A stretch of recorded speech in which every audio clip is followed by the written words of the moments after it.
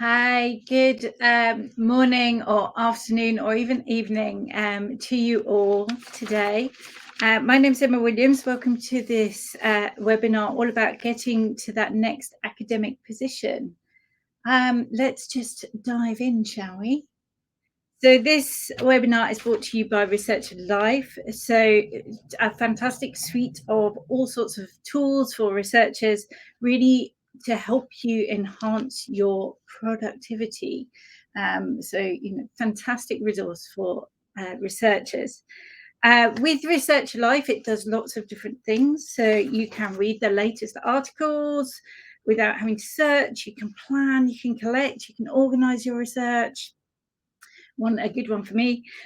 Find the right journal for submission, write better manuscripts, who wouldn't want that, and make papers really submission ready. You can learn new skills, and there's also a community that you can connect with. So lots of different things available on the platform. Including that, on that platform, there are over 120 courses, there are a couple by me on there, designed by research experts who really are designing courses to help you in your researcher journey. So some fantastic courses. And how do you access this? Well, so you can try a free Researcher Life Essentials pack.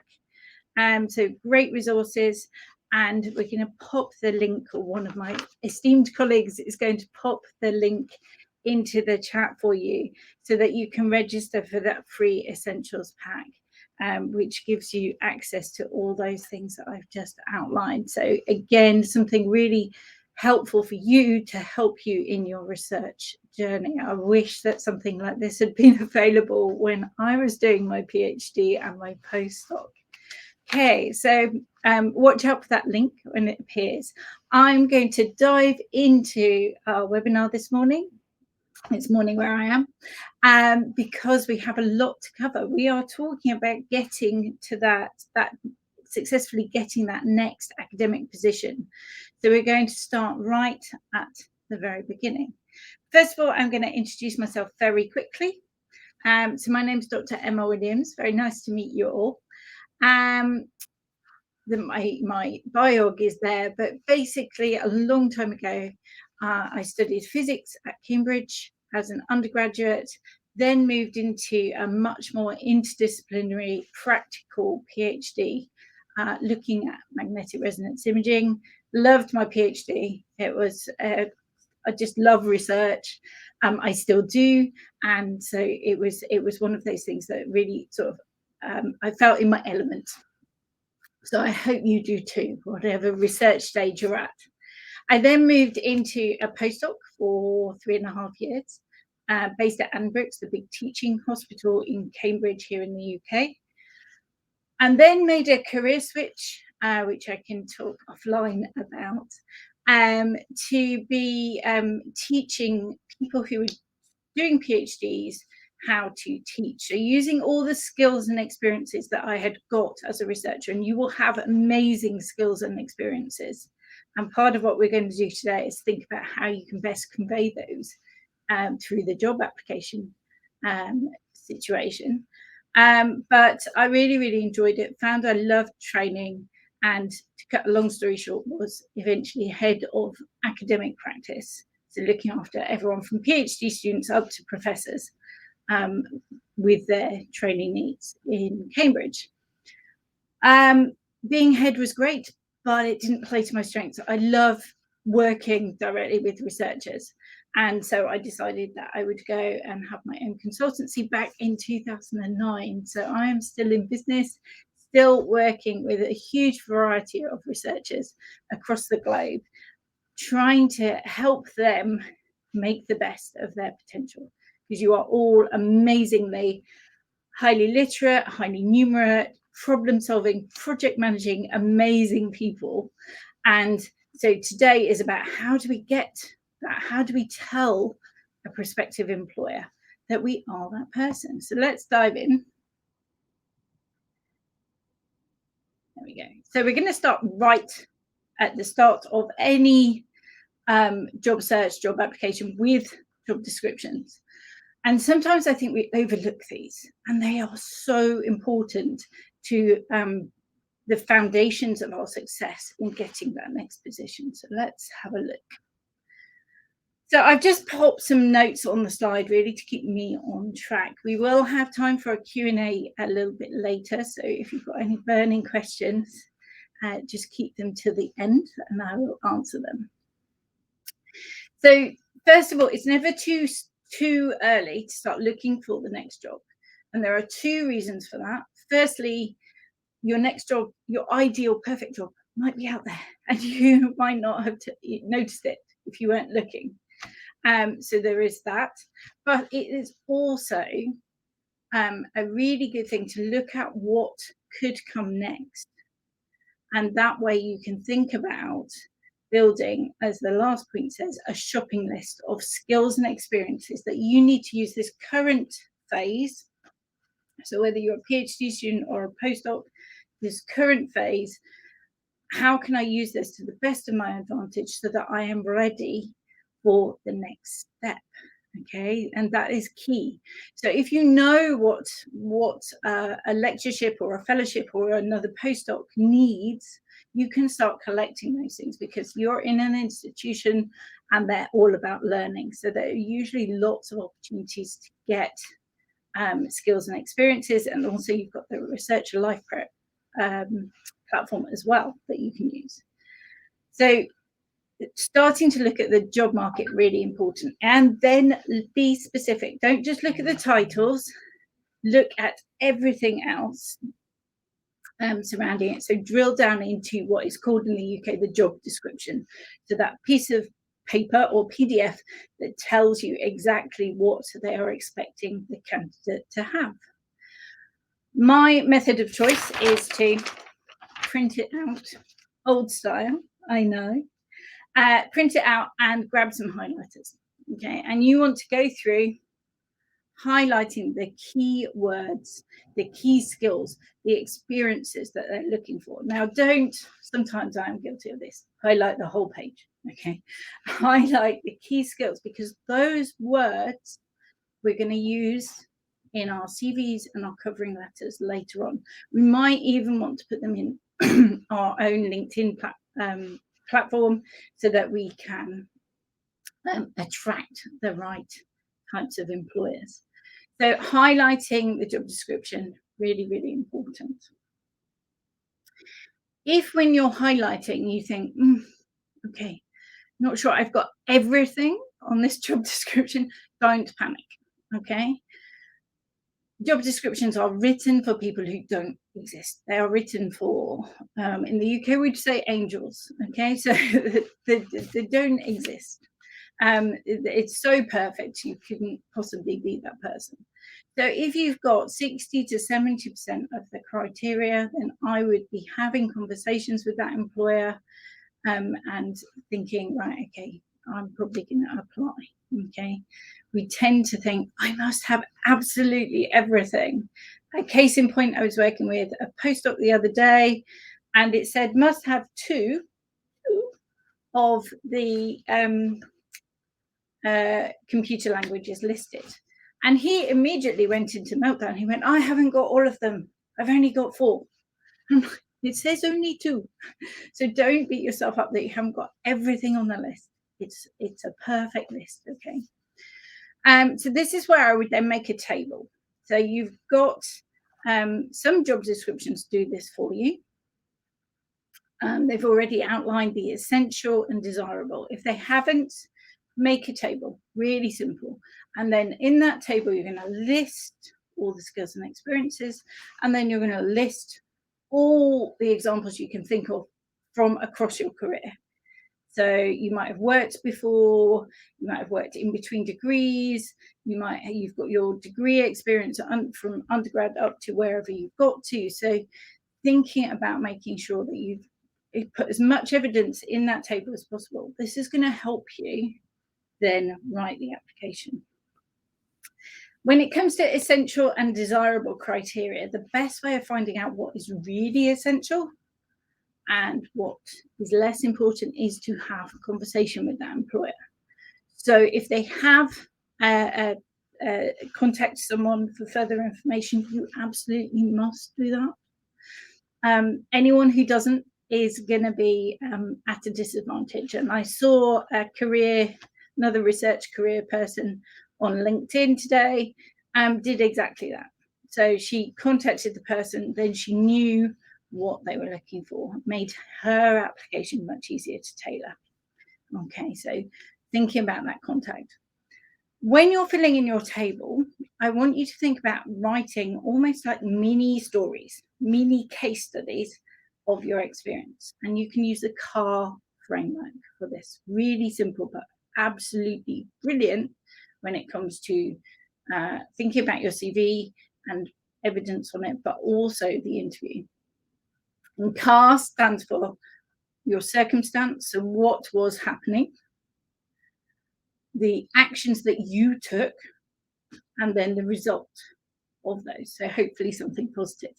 So an example from if you've been teaching students, for instance. So the circumstances, I was teaching a master's student, I was supervising their project. That's your circumstance. They were struggling, again, circumstance. The actions that I took were this, this, and this. And the result was they went forth and got a dissertation for their project, a distinction for their dissertation. Okay, so the result needs to be a good result. But it can be really helpful to write those into the table on there. And like I say, if you're not ready to move, it's not too soon to look and use it as a shopping list.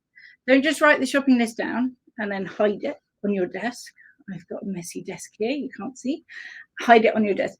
Is check in with yourself. Have I looked into learning that programming language? Have I looked into developing that microscopy skill, whatever it might be that you're looking at? Okay.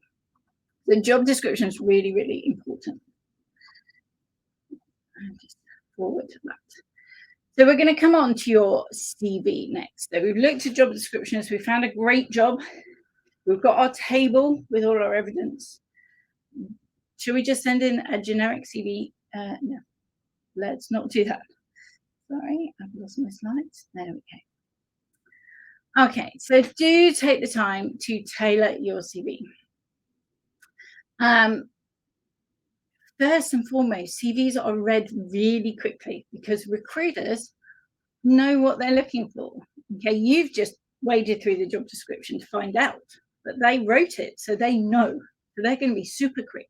Okay, typically, even for an academic job, that first pass of CVs is going to be about 30 seconds. Later on today, go and have a look at your CV and see how far you can get realistically in 30 seconds. What leaps out, okay? Tailoring your CV, you make the things that are important to this particular employer stand out and leap out, okay? So do make sure that you know what leaps out. If you're not sure, or you've just looked at your CV forever, get a friend or a colleague or even an aunt or an uncle, someone not familiar with your work, just read it and say, well, what do you know about me now? And that can be a really good test. If they can't leap out the keywords, then chances are you need to rewrite your CV.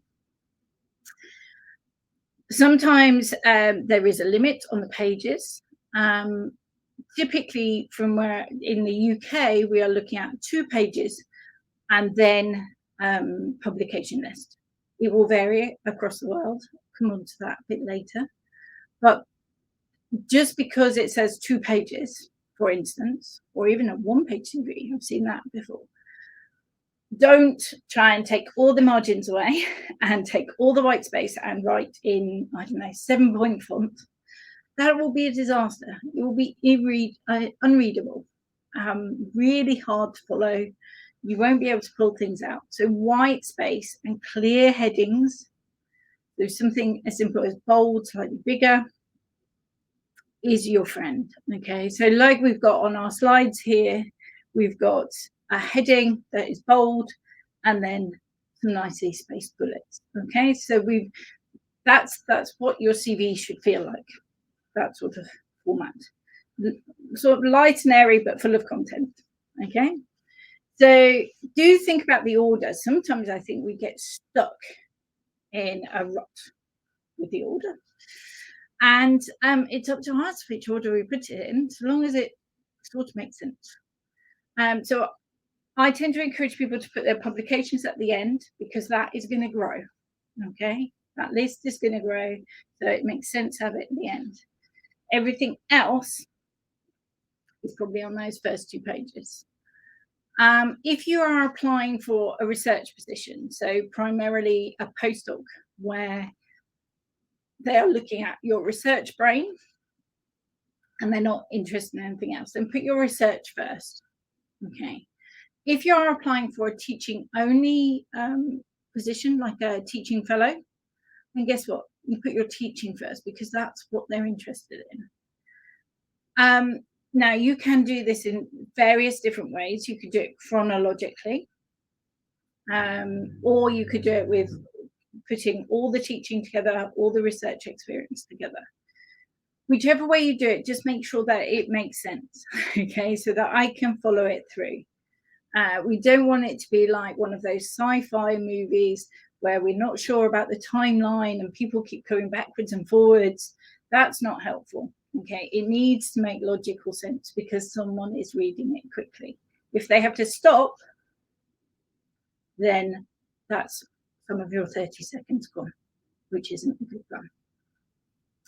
So do think about the order. Thinking about your qualifications, so your bachelor's, master's, PhD, anything else that gives you letters after your name, those can either be put first or tucked under the research or teaching section. So whichever you lead with. You don't have to lead with your qualifications. If you have a doctorate, then it will probably say Dr. Emma Williams at the top of your CV. Well, it will say your name, obviously. But so they know you've got a doctorate, and then they will look to find it later. But it's up to you. You know, kind of your CV is your CV. There is also, if we are thinking about academic positions, which we are, that other third of academic life, which in the UK is called administration. It's all those other bits that academic souls do. So it might be journal reviewing. It might be outreach. It might be policy work. It might be talking, liaising with industries. It could be all sorts of things. It's that other stuff that when we look at perhaps our busy academic boss, then yes, they do researching, and yes, they probably do some teaching, but they do some other stuff. And that is important to put in there because that shows that you are going to be like your boss. You're going to be a member of that academic environment. So thinking about if you've just done research up to now and you haven't got any teaching and you haven't done journal reviewing or outreach or whatever it might be, you might need to think about, again, that shopping list idea.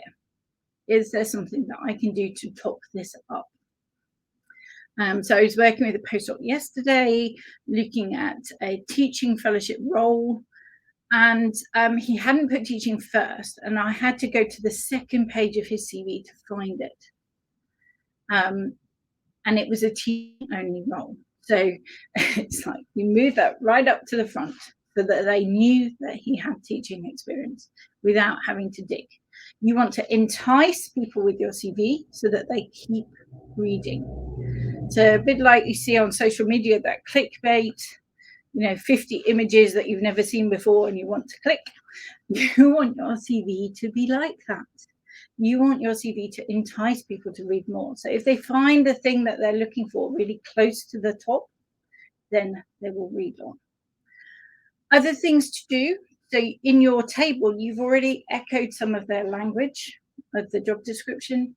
Now make sure that you have put that into your application. If they see their own words, they will recognize them, and you are a tick list. All your CV and the application are doing is getting you to interview, getting you on that magic shortlist, okay? So do echo their language. The other thing is that it needs to be a good cultural fit to where you're sending it. So I imagine that you are from lots of different places listening in today. So, and likewise, you could apply to lots of different places across the globe. So you need to fit, your CV needs to fit the type of CV that they have in Germany, in Malaysia, in Australia, in the UK.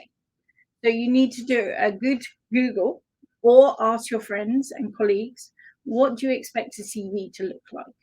So in the UK, we don't have our date of birth, nationality, address, any of those things aren't needed. Whereas in some places, they are absolutely needed. So did some work in Singapore, and you have quite a lot of personal details from my British perspective on the CV. That's fine. You need to fit so that when they look at your CV and they think, oh, this is what I'm expecting, look at the skills and experiences rather than, oh, this is a bit odd. I'm not expecting that. The other cultural fit is perhaps discipline, something that I think we forget. So if you, computer scientists out there, you have a certain level of metrics that you would judge successful. Biologists, you will have a slightly different set of metrics. So if you are applying to be a computer person in a biological setting, you might need to do a bit of translation as well. So you want to make sure that they understand absolutely what a brilliant, brilliant candidate you are, as opposed to looking at it and going, oh, I'm not sure how this CV works, okay? So you've got the cultural fit of the place, the country, but also the discipline. Really important. And if you were thinking of applying outside academia, this is about academia today, but if you were thinking of that again, you might want to think, what does a standard civil engineering CV look like, for instance? So really important. I just cut and pasted a little bit from a job advert that I found yesterday. So they asked for a cover letter, which we'll come on to in a minute, a CV, academic diplomas, and a list of publications. So that's what they asked for, but every single job will ask for something different. Make sure that you follow the rules, okay? They've got the job, they get to set the rules, okay? Right, let's move on. So let's go to the cover letter. Now, I am old enough to remember when cover letters went on top of your application and they went in the post, okay? That's no longer the case, thankfully. Okay. So your cover letter is an introduction to you. So your CV might be bullet points, or should be bullet points. Your cover letter is going to be prose. So this is going to be proper paragraph writing. It's a formal letter style. So if you haven't written a formal letter for a while, and most of us, let's face facts, use email a lot, just familiarize yourself with what a formal letter looks like. And it absolutely must say, why do you want the job? Okay. If it doesn't say that, then you're missing a trick. So the employer has a square-shaped hole, and they want to know that you are that square that fits in the hole, that you are absolutely wanting to come and work for them, that you are enthusiastic, etc., etc. But do make sure that you say in the first or second paragraph why you want the job. Really important. You can't assume that they've read your CV. Okay, so like I say, in the olden days, this would go on top, but now you've got 3 or 4 electronic documents. They could click on any to start with. To make sure that both your CV and your cover letter are standalone, that I don't have to refer one to the other to get an idea of what a brilliant, brilliant candidate you are. Okay. Um, some people, when they're writing the letters,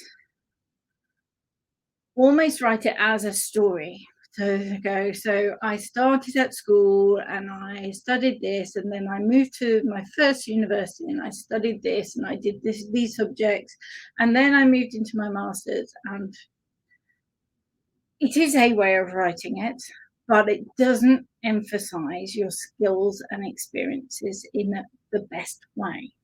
Okay. So I would be inclined to have paragraphs that, rather than addressing what I did when I was 18, 19, and then what I did when I was a bit older and a bit older, ditch that and go for looking at the skills and the things that the employer wants. So you might want to highlight your research skills, for instance, in the first or second paragraph. Then you might want to talk about your teaching.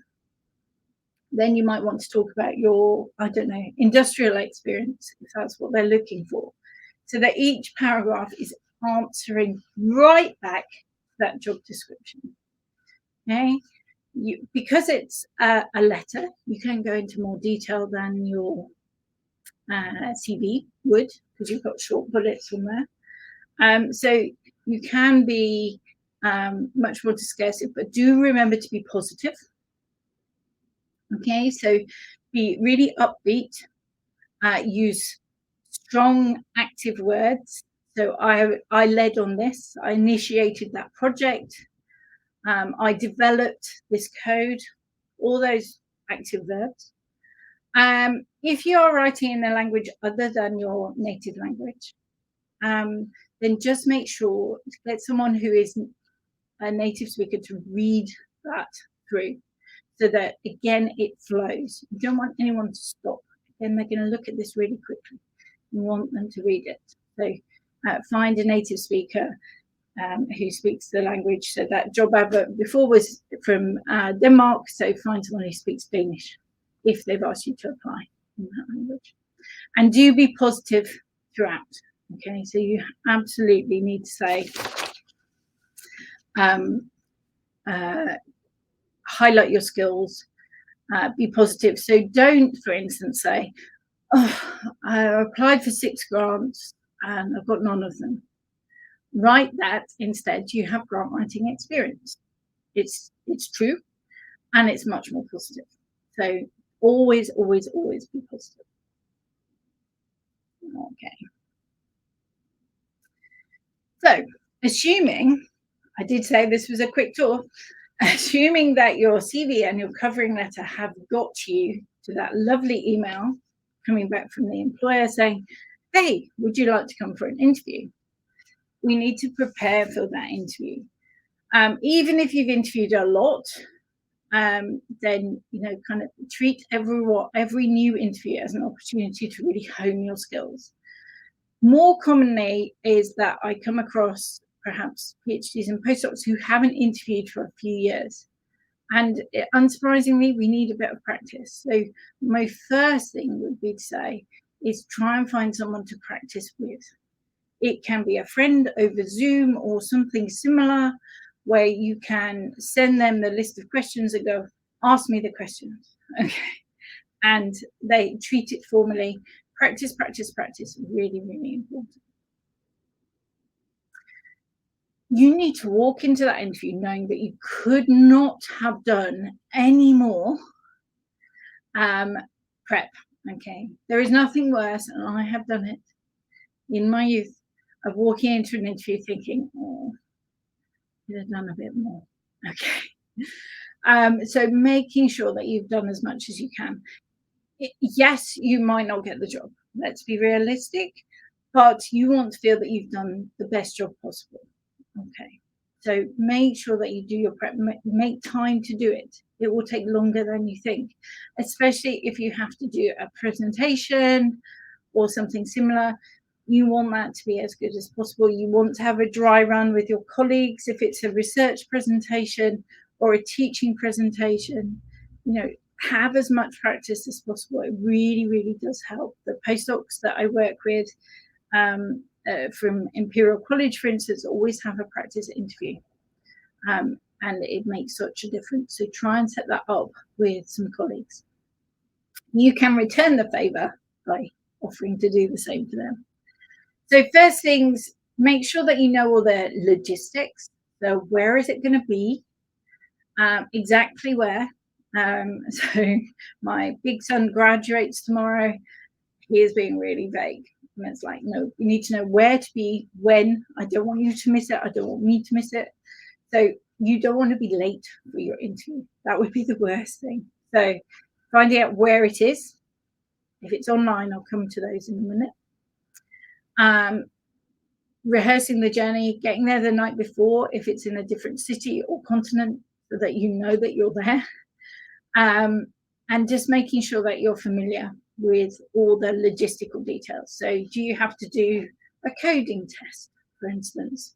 Do you have to bring some paperwork to the interview to like proof of your degree or something?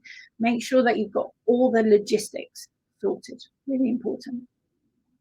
Then find out the format. How many people are there going to be?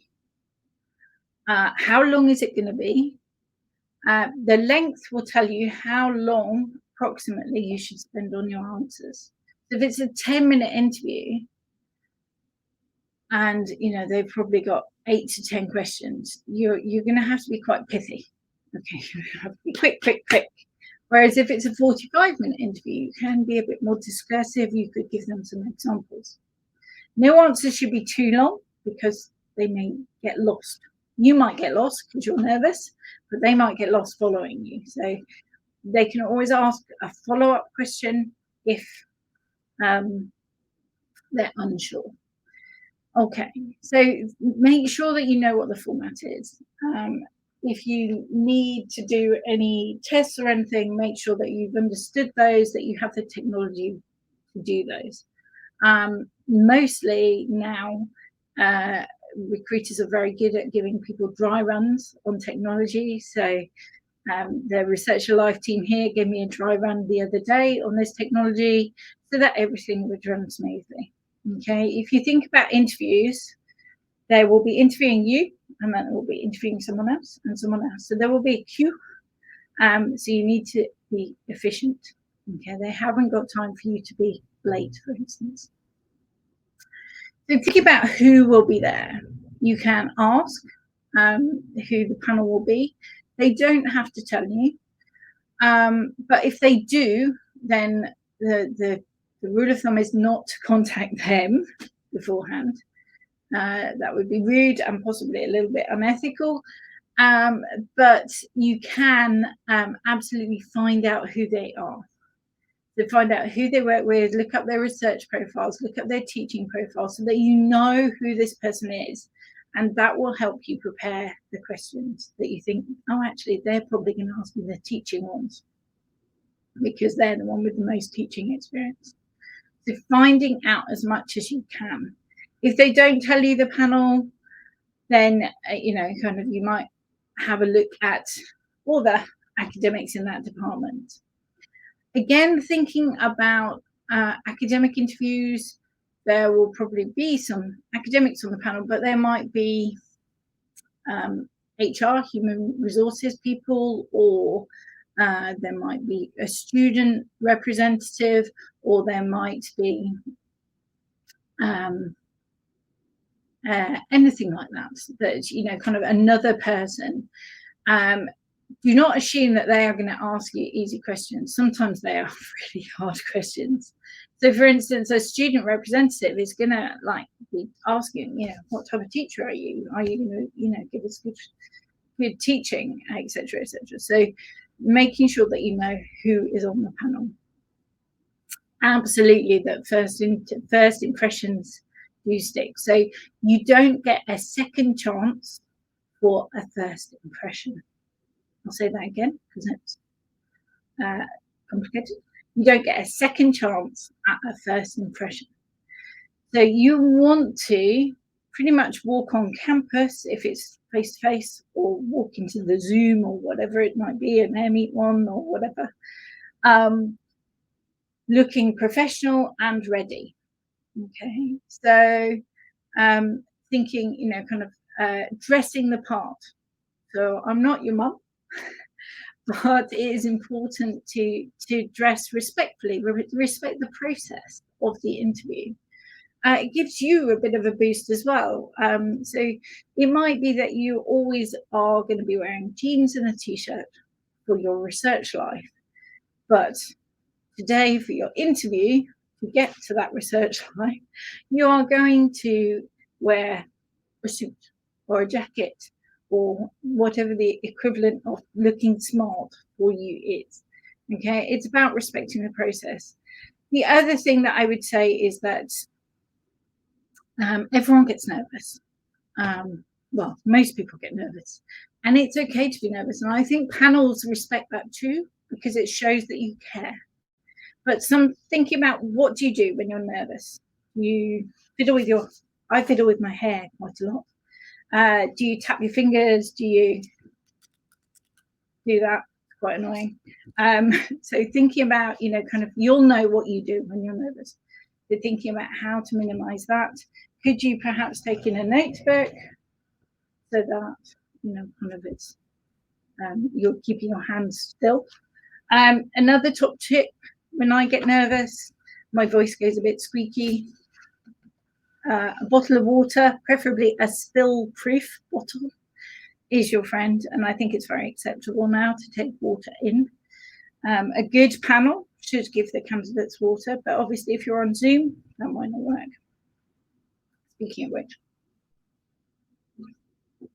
oh, that's much better.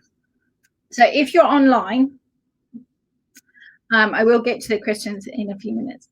If you're online, firstly, check out the technology, absolutely.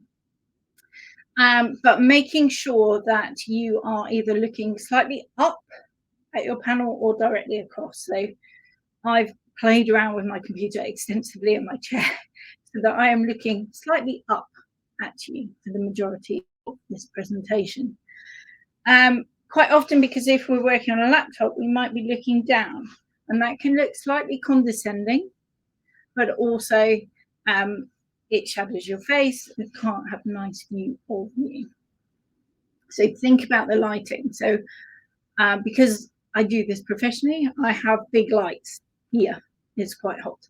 I've closed my window because it's noisy outside. Think about your environment. Some people sit with their back to the window and they have a lovely halo behind them. The interviewers can't see your face. The other thing about online is that we don't have that level of rapport.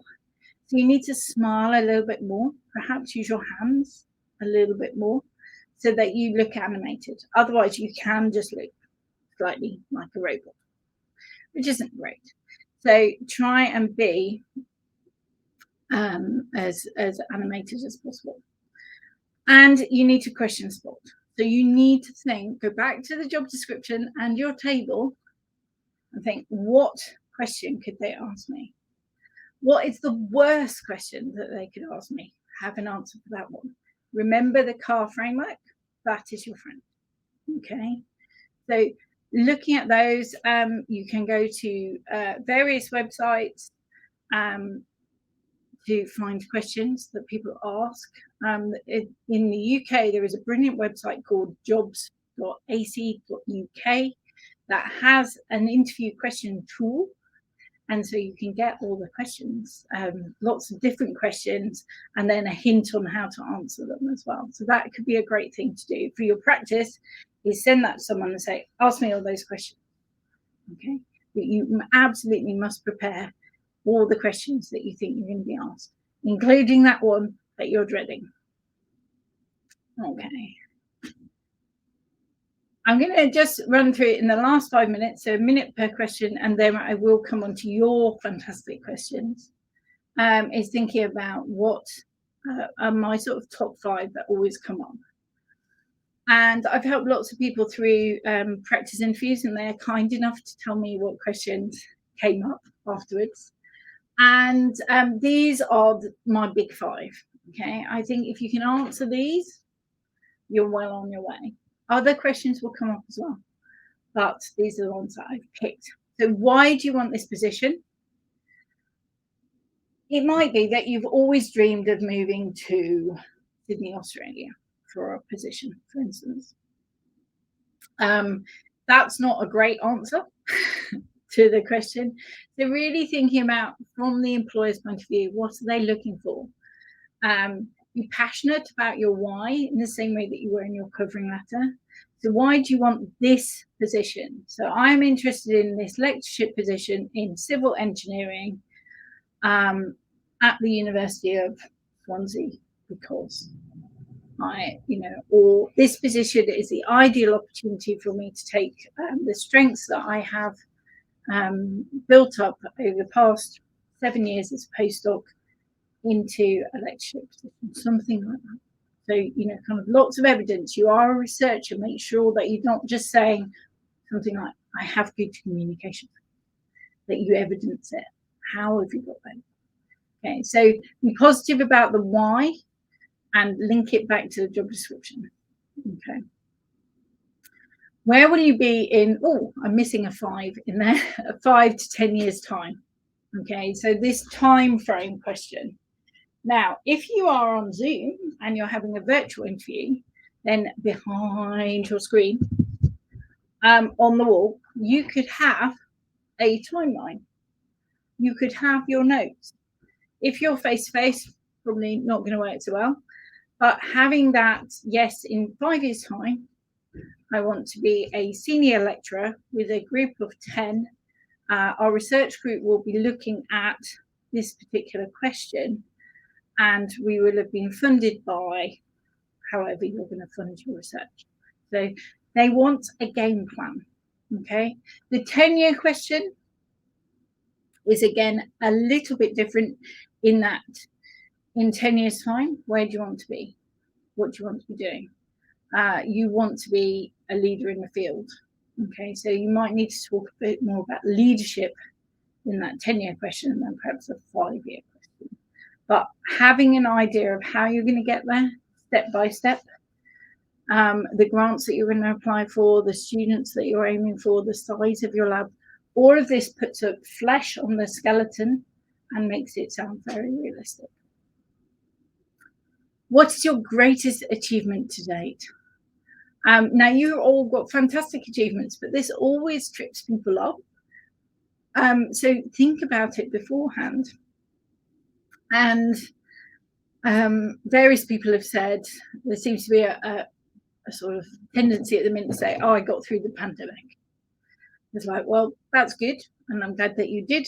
But again, it doesn't distinguish you from other people who also did that.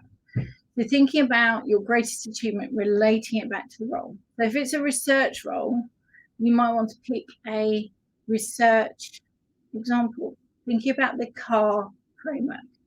What was the circumstance? So what actions did you take and what was the result?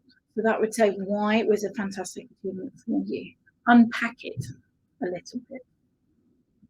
What do you bring to our research program? So this is your opportunity to understand where you fit into that research group or that department in the institution. So it's your chance to have to demonstrate that you know what the department are doing, you know what the academics are doing, and you know how you fit. So you want to be not completely separate like this, but not completely overlapping, because they've already got some academics like that, so they don't need more. So sort of you need to be just overlapping a little bit. So what do you contribute? What do you bring that they don't have? And how do you complement what they do have? Okay. And be careful here that you don't hurt anyone's feelings. So you don't say, well, I've seen what you do in semiconductor technology and it's rubbish, so I'm going to come in and do like some really good stuff. That's obviously, hopefully you wouldn't do that. But just be careful you don't tread on people's toes. This comes back to knowing who is going to be on the panel.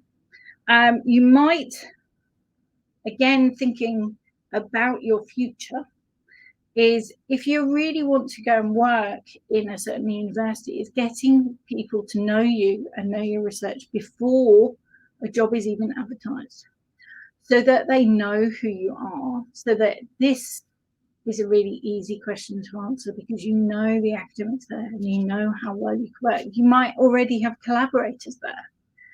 So your academic network is so important, that is the thing that you should always be building on. And again, there are various courses that can help you with that. And my last of the top 5 is, what could you contribute most here as a teacher? And this is your opportunity to state or to evidence that you have looked at, firstly, what courses they offer, their undergraduates, their masters, whether they do any professional training, so they might train engineers or policy people as well. But so you need to know exactly what they offer.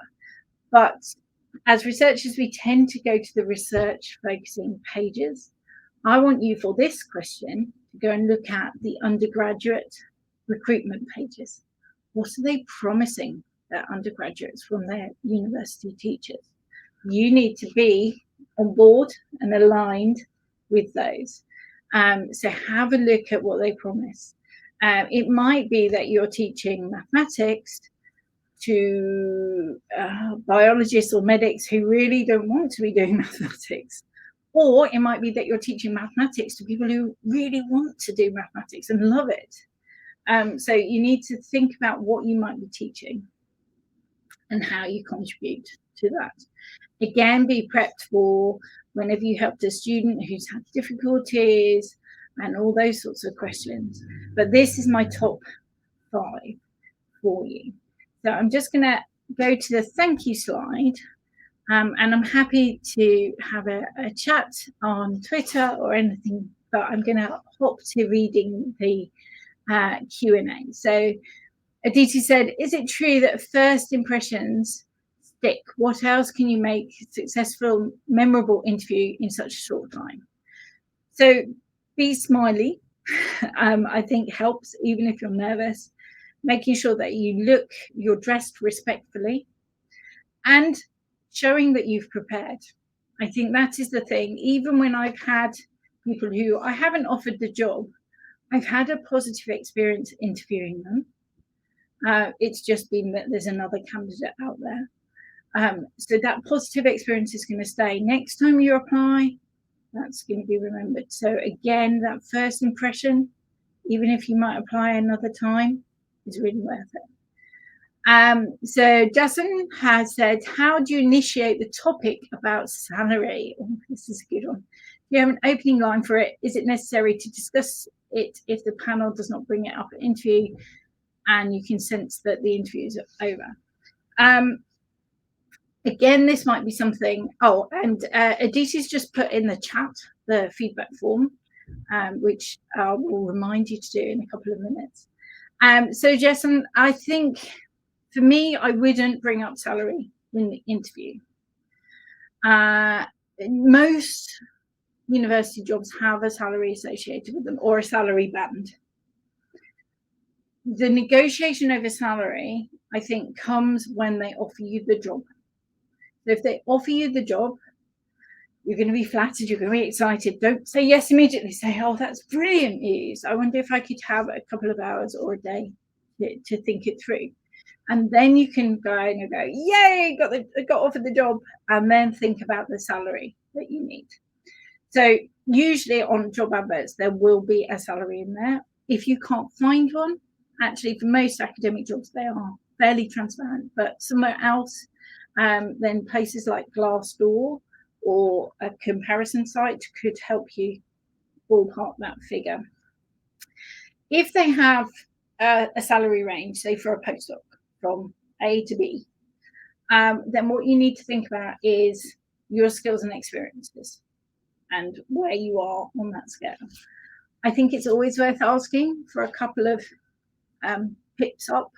Never ask for the top, because you might get stuck there for a few years, but also they're unlikely to go for that, whereas they might go for a negotiated point somewhere in the middle. But if you don't ask, you don't get. But I would wait for that salary discussion until you were offered the job. People who mention money in the interviews, it doesn't sit well, certainly in my experience. Hopefully that's answered your question, Justin. Chankia says, I feel that some employers offer positions to some people from within their own network. What do you think? Yes, I think they do. And I think they can, so swings and roundabouts, isn't it? Sorry, that's a very British phrase, but it's, okay, if you have developed your network, you will get opportunities from your network. I don't think, well, I think it's very rare. We do hear about cases, but I think it's very rare that someone will, literally offer someone a job through their network. But they'll say, look, we're interviewing. I strongly suggest you apply. Okay, so the wider your network is, and if your network knows what you're looking for, those opportunities will come to you. Again, thinking about, building up that academic network.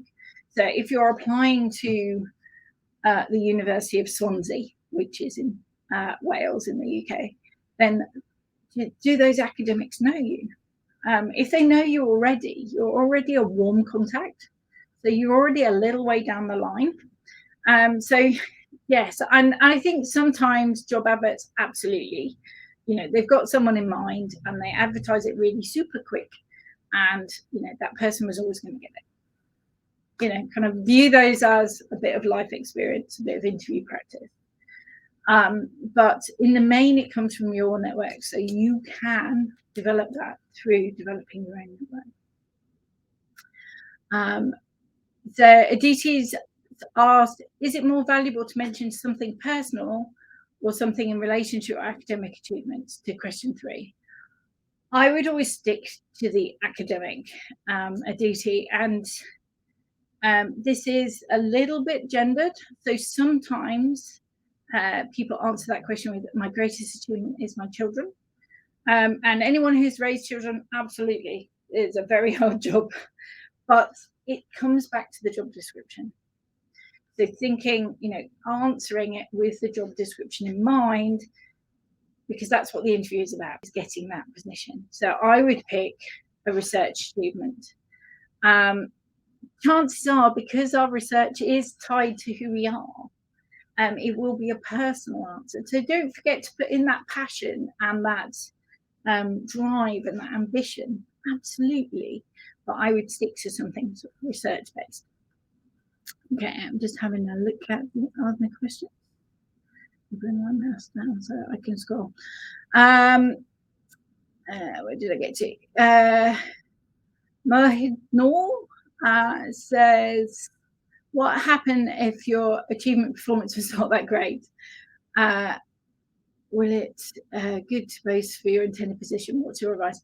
I just pick an achievement that you can couch in positive terms. Okay, so we're not going to have got Nobel Prizes. Okay, but talk, what is, it's your greatest achievement. So that's what they're interested in. So yeah, just talk from your own experience. You have nothing else to talk about. Please don't make it up. Never lie. Didn't say that, but that's true too. Okay.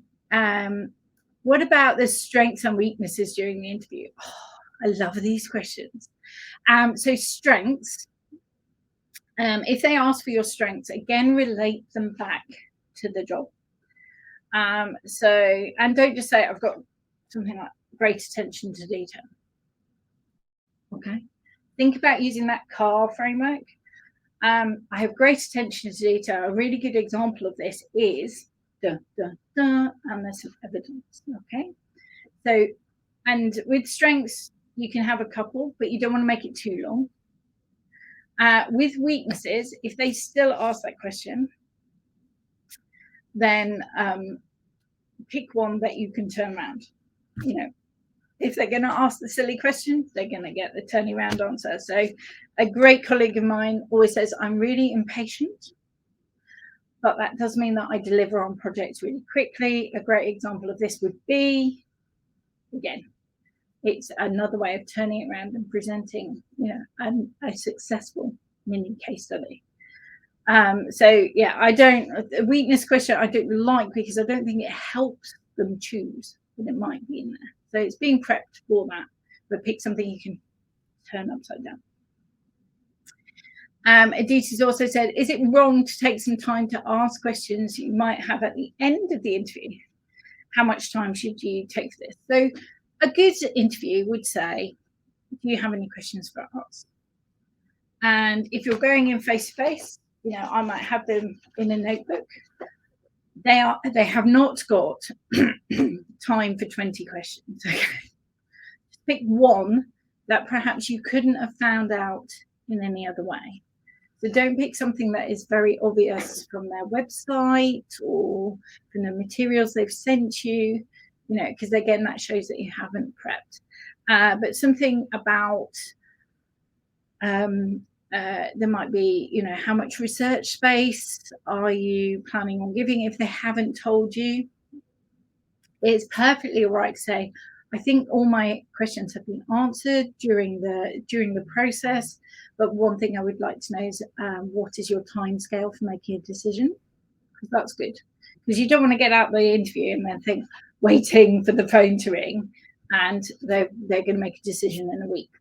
Okay, so that could be a good question to ask, but I wouldn't ask too many, because again, having been on a panel, I'm very relieved when someone goes, no, I haven't got any questions. And it's like, phew, I've got time for a little bit of coffee before the next candidate. So, okay. Do these principles apply to more senior roles, for example, applying for jobs at readership level? This is a different, so at readership level, they're going to ask you slightly different questions, obviously, because there will be things about university leadership, thought leadership, field leadership. So you are, you're really at the top of the pyramid for something like that. So you might want to think about, those broader issues. So where does your discipline stand in relation to your nation's funding councils, for instance? Where do you think the discipline will be in 10 years' time? It's those big thought pieces that they might ask. I imagine that the length of answers will be slightly longer as well. So as you go higher up, more difficult questions. But this is where your network is key, because your friends might have gone for a readership position, and you can say, what questions did they ask you? Okay, so your network is there to help you. Do ask. It's such a great source of information. Or approach someone through LinkedIn or whichever networking tool you use. Say, I note that you've recently got a readership at the University of Canberra. I was just wondering if you'd if you could share some of the questions they ask, because I'm about to go through the same process. Most people will take 5 minutes to answer that. Okay, so I'm just scrolling down. Little comment from Chris, which is, my academic record bad due to internal politics of the program. Okay, interviewers made it clear that they don't care about my international awards, just the bad grade average and the delayed graduation. So if you have had something happen in the past that you know that they are going to ask about, so apologies, Chris, that you've had a bad time, is to have a short and pithy sentence, or a couple of sentences about it that then clamps it down. Okay, so it might be that you have a gap on your CV, and that could be for a variety of reasons. It might be that you've taken longer to do a degree than others. Again, kind of just outlining the reasons without being too apologetic or blame pointing. Because again, they're looking at you as a future colleague. So if you go, well, you go into a rant about why you had a tough time, then that equally isn't going to be a great answer, because they're looking at you as a future colleague and they don't want someone who's ranty. So, you know, it's having just a short, measured sort of statement almost on that. You know, kind of our lives are our lives. There are lots of things. I took 6 years to do my PhD. Never write up when you're doing a postdoc, big piece of advice. But, you know, I got there in the end. And I think it's highlighting your skills and experiences, perhaps highlighting what you've learned from the experience.